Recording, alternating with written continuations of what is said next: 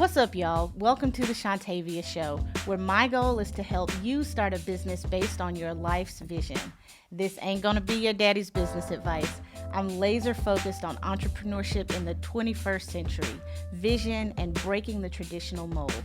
If you can get with that, you can get with me. Be sure to visit shontavia.com for more episodes, blog posts, and other content. Thank you for listening. The show starts now.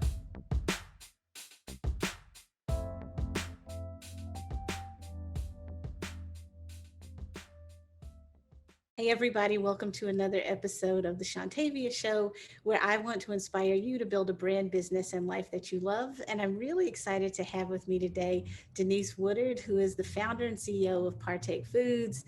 And she is just like killing the game right now.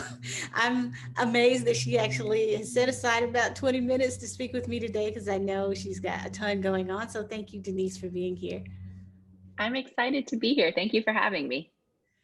Yeah, so I have read your background and read about just the exponential growth of Partake Foods over the past couple of years or so. And I would love to know your story. Like, how does Denise Woodard go from Fayetteville, North Carolina to all of the things that you're doing right now? So, what is your background? How did you grow up? What was that like? Sure thing. So I, as you mentioned, am from Fayetteville, North Carolina. My parents, my dad was in the military, and my parents settled there after he got out of the military. Neither one of them graduated from high school. My dad got his GED while he was in the Army. My mom is Korean and had to drop out of school because of the Korean War, but they always instilled in me the importance of hard work and education, and having a strong work ethic. And my dad was an entrepreneur, is an entrepreneur. I don't know that he'll ever stop working. He, after he left the Army, became a truck driver, and initially like would be gone weeks at a time as an over the road truck driver, like living out of his truck. And then eventually started to save enough money to buy one truck and then two trucks and then three trucks. And so he has a small trucking company in Fayetteville. I went to school at the University of North Carolina in Chapel Hill. And I spent all of my career in sales. I met my now husband, Jeremy, in Charlotte after graduation, and we popped around a bit. We lived there for a while, then in Chicago, and now we're in Jersey City, New Jersey, right outside of New York City. Most recently, I spent my career, 8 years of my career at Coca-Cola in their venturing and emerging brands division. So I worked on brands that Coke had either invested in or acquired, like Honest Tea and Zico coconut water. And I don't know if it's God or the universe or just how it's worked out, but that experience I think was very pivotal in terms of me starting Partake, because I had a chance to work with some entrepreneurs like Seth Goldman from Honest Tea and to learn the story of Mark Rampolla from Zico. And what I learned is, while they were really smart and hardworking, they were just regular people who had an idea and were trying to solve a problem. And that really gave me the confidence to go after my dreams with Partake. And how Partake came about was, I had no intention of leaving Coke. I really enjoyed my career there, worked with amazing people. The culture was fantastic. I really enjoyed what I was doing and had grand plans to work my way up the corporate ladder, because as a child out of my household, like corporate America was what you did. You went and you got a job that had a pension and you got a 401k, and you did not leave ever unless they told you had to go. And then my daughter came along, and she's 5 now. But right around her first birthday, we learned that she has a lot of food allergies. So Vivian is allergic to eggs, corn, which is a really tricky one. Corn's in everything. Most tree nuts and bananas. And Partake, it was born just out of my frustration. Our nanny, Martha, who actually has a small piece of equity in Partake, the summer of 2016, right after Vivi's first birthday, was like, why is your daughter on such a boring diet? You don't ever give her anything fun. Like, she eats quinoa and salmon all day, every day. That's it. And I was like, well, because the fun stuff, like, I didn't feel good about from a nutritional perspective. The stuff I felt good about from a nutritional perspective, she would literally like spit out. I feel like kids are the most honest critics. And then from a brand perspective, not to be diminishing of the brands that exist, because I'm thankful for the safe solution that they provide. They were very lame though. Like, I pictured my daughter already like growing up and feeling very self-conscious and anxious about her food allergies, and then pulling out this like product from some brand that like none of her friends had heard of and tasted kind of weird and had weird ingredients. And I was like, that's not fun. And Martha was like, you should start a food company. And that's how the idea for Partake was born. And kind of fast forwarding a little bit, that was the summer of 2016. I shortly thereafter And kind of, again, I don't know if it was God or the universe or a combination of both. I was toying with the idea, and we were in line at the zoo on a Saturday afternoon. I was telling my husband, this is what I want to do. And the person in line in front of us turned around and was like, there's a small business competition and the applications close on like Monday night. You should enter. It sounds like you have a good idea. And I created an LLC. And at the time it was called Vivi's Life, because I called my daughter Vivi. I call my daughter Vivi, and I just wanted to make her life easier. And so I incorporated this LLC and I entered this pitch competition, and we won with just an idea. And I was like, okay, so I think this has some legs. But what it also did, it forced me to tell my boss and some of the other leaders at Coke what I was doing, because it came with some local press. And the last thing I needed was for them to see me in the local newspaper, like, local woman starts snack company. And so I told them, and I think this was the kick in the butt I needed, because they were like, you can do whatever you want in your spare time, but once you actually have a product that you're selling, you got to go, because there would be a conflict of interest. And I'm thankful for that now, because it gave me the kick in the butt that I needed to leave corporate America. Otherwise, I probably would have just tried to turn this into a side hustle. And I don't know we'd be in the same place right now. So I did that for about a year, trying to find, where are we going to make the product? Who's going to help me make it? Because my baking skills are not the strongest. What's the name of the company going to be? And that took about a year, and we launched in August of 2017. We were totally self-funded and self-distributed. So what that means is we were using our own savings, and I was delivering cookies out of my car to natural food stores in New York. And I would just demo every day of the week. I would make my husband leave work and go demo. I would make my daughter work trade shows on the weekend with us. I just was so focused on the business. And I did that until the summer of 2018. We got into one region of Whole Foods. We got into Wegmans. We started to raise some friends and family capital. And really, it was the same thing, the same grind, demo all the time, do local trade shows, talk to as many people as possible about what we were doing. And thankfully, that also paid off. And in the summer of 2019, I feel like is when we started to get a bit more press, because Jay-Z's venture fund, Marcy Venture Partners, led our seed round of funding. That really gave us the capital that we needed to begin to expand, to scale the business. Up until January of this year, I was the only full-time employee at Partake. So it allowed us to start to build out the team and to get into more stores and to really support the brand. And so this year, I'm proud to share that we'll finish the year in about 3,000 stores. We launched Target nationally, Whole Foods, Wegmans, so many retailers that I grew up shopping in, and just am so excited to share that, we have another new retail partner that we'll be announcing later this year, as well as another product that we'll be announcing that's not cookies. And so, it's just been baby steps along the way, and most of it was not glamorous, and still most of it is not glamorous.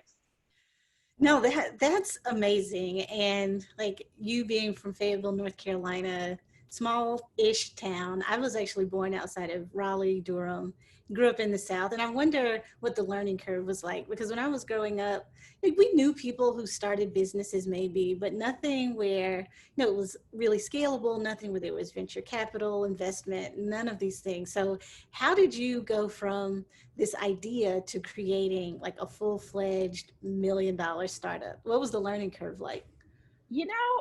I didn't think about it that way, but as I think back on, I was telling my husband, growing up, I had one aunt who went to college. She's a teacher. Outside of that, I don't think I met anyone who graduated from college, except for my doctors or dentists or my teachers at school, until I went to college and started to meet my friends' parents.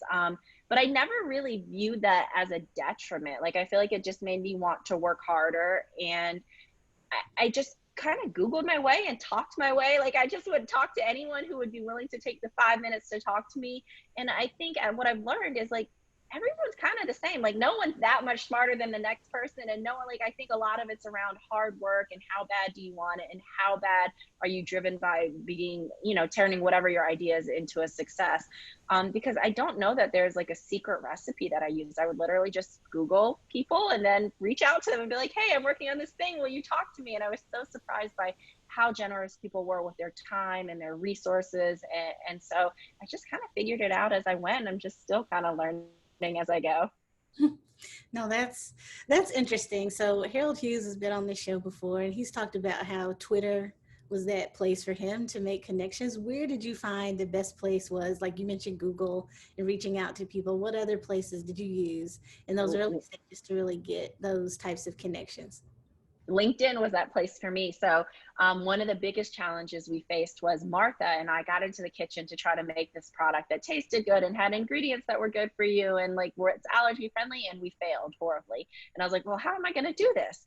And so on LinkedIn, I found this woman who was like on paper a dream. She was like Harvard MBA, Harvard undergrad, and Kellogg MBA.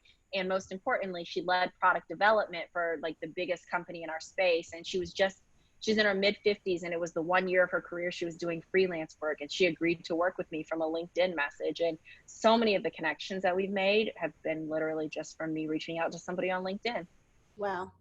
Wow. So like I'm on, so many people are on LinkedIn, right? And now you get these, or at least I do, get these requests randomly from people. And it's like, hello, I don't know you, but can we get on the phone? Right. So what is your strategy for building real connection? Because I see this happening so frequently, and I wonder if these random connections work. And it sounds like maybe yours weren't so random, but how did you go about building that type of connection through LinkedIn? I feel like you don't have one shot, but I try to view it as you have one shot. So I'm trying to tell as much as I can about like why you want to talk to me. So this is my background. This is why I'm passionate about what I'm doing. This is the traction that we've had thus far. And it's really the same recipe we used for like a lot of the accounts that were in like Whole Foods. That was somebody I found via LinkedIn as well. And I think using that, like, I don't know how many words you get or characters or whatever, but like using that amount of space and trying to make the most of it and share like why this person should want to talk to you. Because like you mentioned, like people are getting inundated with so many messages all the time with people asking for a few minutes here or there, or trying to sell something or whatever. Right. No, that is good advice, because I do not see that. But if I did, it would stand out, obviously. So and it's worked for you. So you said you were the only full-time employee in Partake until this year. Is that right? Mm-hmm. So how did you manage? How did you get to that point with just you and maybe, I don't know who else you had kind of working with you, but how did you do it? We had some part-time employees working with us and for the business, and lots of long hours. Like I think that sometimes being an entrepreneur is glamorized and people like, oh, don't talk about like, or sometimes it's like you have to like not talk about the hustle culture and don't talk about working too hard, but like to have success, I think you have to work really hard. So like, since I've had the idea for Partake, I have not taken one day off. Like, I don't know that I would recommend that to anyone, but like, you know, I'm like 5 a.m. to 11 p.m. every day working, like trying to get stuff done. So I think it took a lot of hard work. It also took a lot of prioritization. I just knew that there were some things we weren't going to be able to do with the amount of funding that we had, with the amount of time I had as a resource. And so picking the few things that were really important to get to the next like milestone. So for us, that was like, you have to make Whole Foods a success, because to raise the investor capital in the natural food space, you need to show that like you could win an important retailer. And so, you know, I focused on that. And if it wasn't related to that, then I just couldn't do it. No, I love that. I love that whole concept of focus. It's something I use in my life all the time. So I love that you talk about focusing on that one thing. And how did you decide that that would be the focus? Why was it Whole Foods as opposed to anybody else? So for us, it was really Whole Foods and Wegmans. And it was because those were key enough retailers in the early days that investors and people would know who they were. Thankfully, they're also retail partners that give you data. So I would be able to see if we were performing and if our marketing plans and what we were doing was working. Whereas in some like natural food stores or some accounts, like, you know, you can kind of guess if you are or not, but this was like giving us real data that we could then go out to use to talk to other retailers, or we could go use to talk to investors. Or if it didn't go so well, I also knew that it would come back to bite us, because those retailers and investors would know we were in Whole Foods and Wegmans and say, well, how are you doing there? And I would have to share the data. And so I think for us, I knew that those were important accounts to hopefully begin to continue to scale the business and allow us to raise capital. I see. Okay, so you have to make some hard decisions early on and just stay focused on those things. And I'm wondering how you decided to hire new people. So is it that the need comes first and then you go out and raise the money? Is it the money comes first and then you go out and find the people? How did you balance all that too? I think it depends on where you are in your company. So in the earliest days of Partake, there was no like, let the money come second, because I had to pay these people, and I felt very like personally responsible if we were going to hire someone and their financial livelihood was going to depend on the company, that we were in a stable enough position that we would have a job for them and be able to continue to work with them. Because the last thing I would want is somebody to leave their job and then come to Partake, and I'm like, oh yeah, I'll let the money come later. And like, so initially I was very, very hesitant to hire people, probably to a fault. Like, I think we probably could have hired a little bit earlier. Now we're in this place where we're growing like crazy. And so I was asking one of my investors, like, how we should think about this. And he was like, when you start to have anxiety about bringing on that next hire, you should start looking for them very seriously. And he was like, once you start to get a few key data points that the revenue is going to come, like, you might, like, you know, if our stretch goal next year is 10 million, but I feel confident we can get to 5 million, I should at least be hiring $7 million worth of, like, you know, like what I would need to make $7 million work. And so I think it's just the balancing act. I don't know that there's a right answer, because you want to make sure your team stays motivated and engaged. And I don't want to overwork anyone, but as a startup, like, it's also really hard to like get the hiring cadence exactly right. So I think there's just always going to be some points where it's really rough, and then, you know, you have to go out and hire against that. Yeah. Yeah. So like, speaking of it being really rough, like, we've all seen the data about Black women and women of color fundraising and getting, what is it, less than half of 1% of all venture capital funding, at least a couple of years ago. So what has your experience been like there? Like, you're talking about raising millions of dollars, and that is a neighborhood that not many women of color get to enter. So how did you navigate all of that?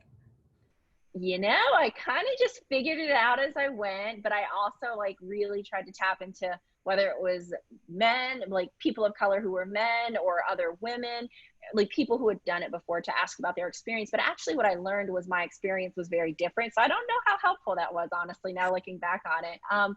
And for us, you know, the money raising journey was hard, especially there was the friends and family piece that was hard, because I use that term loosely. Like, not many of our friends or family are accredited investors. So it was like my husband's old colleagues who were friends of friends of friends, and trying to get that initial money in was difficult.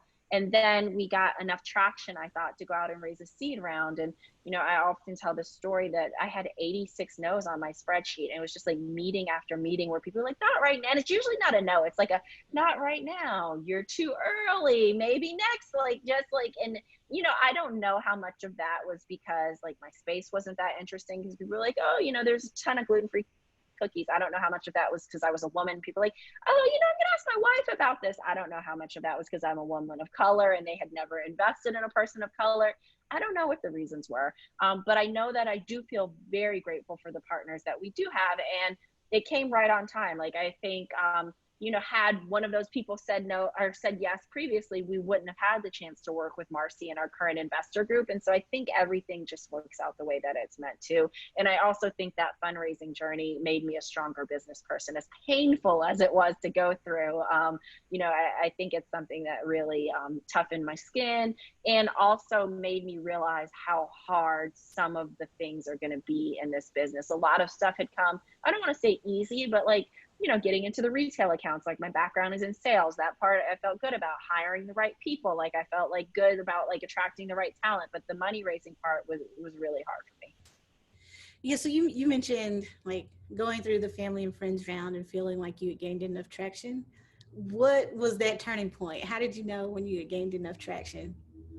You know, I think for me, I used the metric when we got into those accounts. They gave us an actual metric, like, this is how much you should be trying to sell. And so I literally used that as a stepping stone. And then I would go to investors and say, you know, we just did this.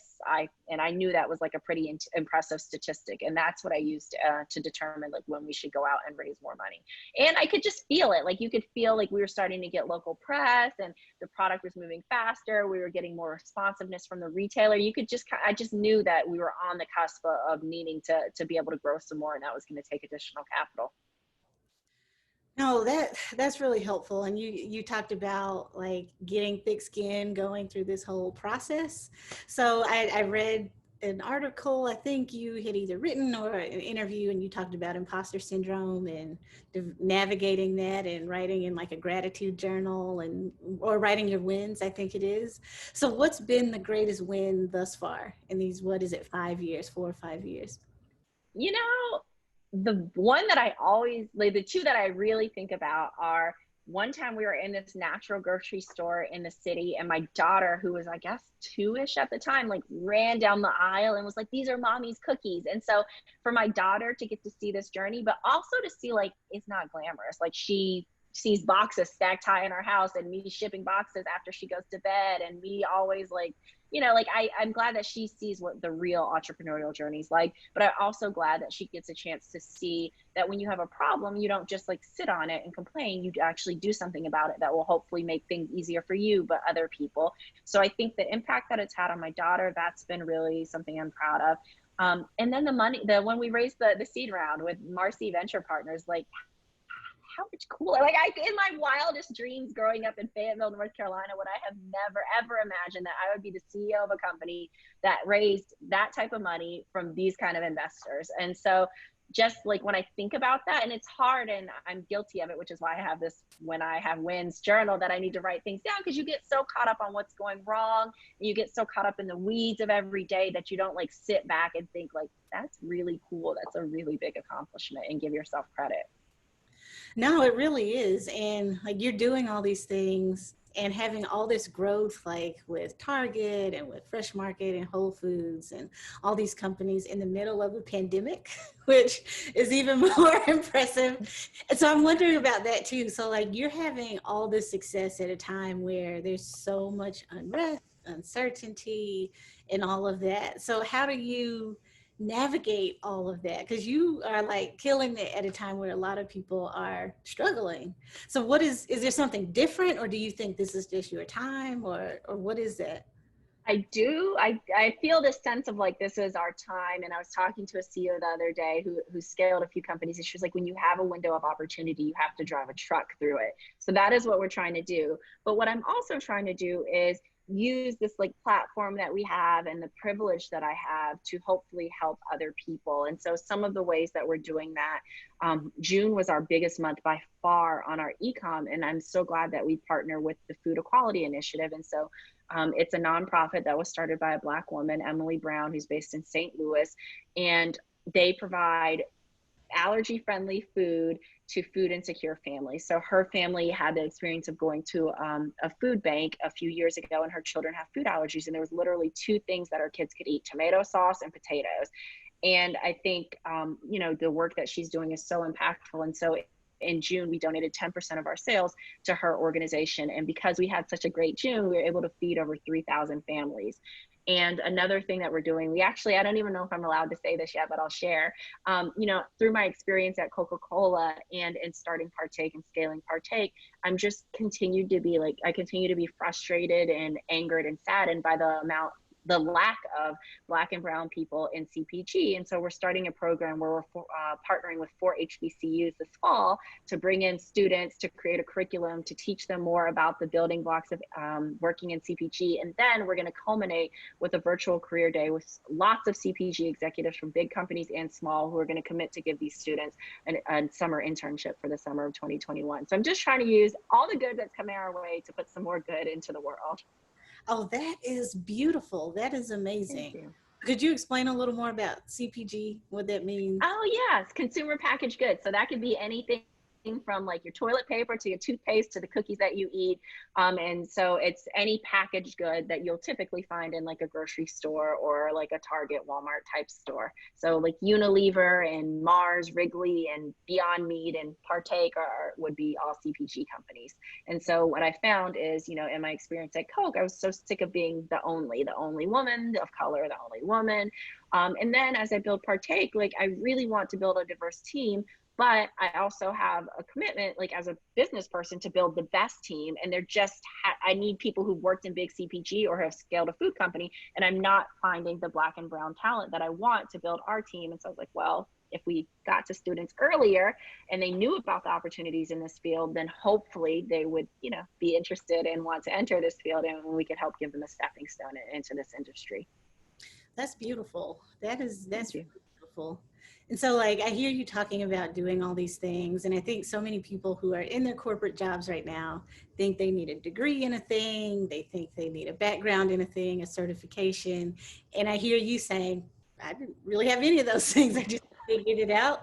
So what advice do you have for people who are sitting maybe in their corporate job or in their law firm or in their wherever, and they have an idea? Like, what are the steps you think they should be taking now to pursue those ideas?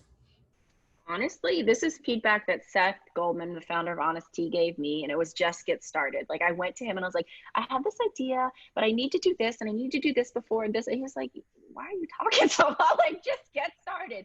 And I think people often get caught up in like perfection and wanting to have a very splashy launch and like everything figured out, and stuff is going to change so much along the way that like as long as you have something you're passionate about and a product you feel good about, like use your consumers to learn like what works and what doesn't work, but just get something out into the universe. And I think also that it's okay to take baby steps. And I think oftentimes, particularly as women and women of color, it's better to take baby steps because we don't often have a huge security net. So like if Partake had failed early on, like I couldn't call my parents and be like, oh yeah, I want to try again. And that doesn't exist. So I was very careful and meticulous in the steps that I took because I knew I wasn't going to get that many chances to get it wrong. Mm. No, that is amazing advice, and it's great that your daughter is getting to see that. You know, we talk so much about generational wealth in terms of money, but it's so much more than money. It's the mindset, it's the exposure, like you said, it's seeing the unglamorous parts of building. So that is beautiful. So where can people find you, Denise, and how can people order your products? I know because I ordered like 6 boxes a couple weeks ago. And they were gone in like 2 days. I have 3 kids and a husband. They ate them all. And then like looking at me like, we need more. But I'm worried they're going to eat too many. Well, but where as cookies go, I think they're on the healthier side. But to learn more, you can visit partakefoods.com. We're across all social media channels, LinkedIn and Instagram and Pinterest and Facebook and Twitter at Partake Foods. And then I'm on Instagram at DG Woodard, WOODARD. Awesome. And then you can find our cookies at Target, Whole Foods, Sprouts, and the Fresh Market. Love it. Thank you so much for listening to this episode of the Shontavia Show. If you enjoyed this episode, please be sure to like, subscribe, and leave a comment wherever you're listening. You can find me on social media everywhere, Facebook, Instagram, Twitter, LinkedIn, and wherever else, at Shontavia JESQ. You can also visit me at shontavia.com to find a transcript of this episode, along with other show notes. While you're there, please be sure to subscribe to my email newsletter. The information shared in this podcast and through my other platforms is designed to educate you about business and entrepreneurship, and I love to do this work.